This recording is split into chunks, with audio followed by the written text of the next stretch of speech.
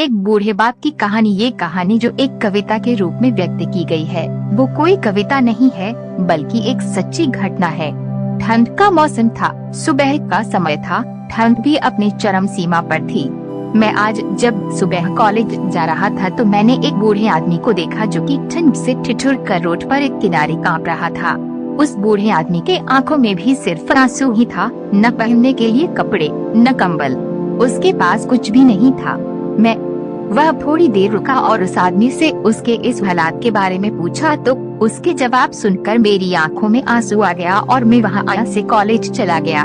उस बूढ़े आदमी की बातों को मैं एक कविता के रूप में बताने जा रहा हूँ। एक बार पढ़िएगा जरूर। आप भी जाने कि आज के बेटों की सोच किस तरह हो गई है।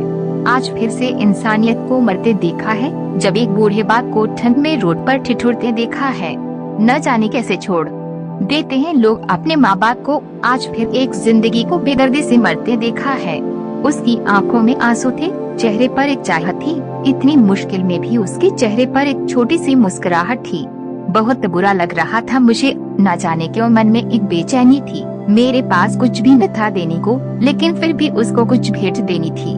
आखिरकार मैंने उससे पूछ ही लिया, बाबा तू यहाँ इतनी ठंड में क्यों लेटा है, अपने घर क्यों नहीं जाता? उसके आंखों में आंसू आ गए, प्यार की झलक भी दिख रही थी।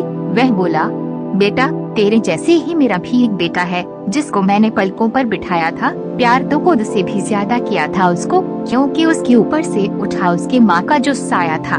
मैं बाप होकर उसको एक माँ का भी प्यार दिया। शायद कुछ इसी कारण से उसने मुझे आज घर से निकाल दिया। ना सोचा था मैंने कि कभी ऐसी भी घड़ी आएगी जो बेटी अपने माँ बाप से दूर आई है, आज वही मुझे घर से निकलवाएगी। मैंने बेटे को बहुत समझाया, अपने किए हर प्यार को बताया था, पर बेटे के मन में जैसे एक अंधकार सा छाया था।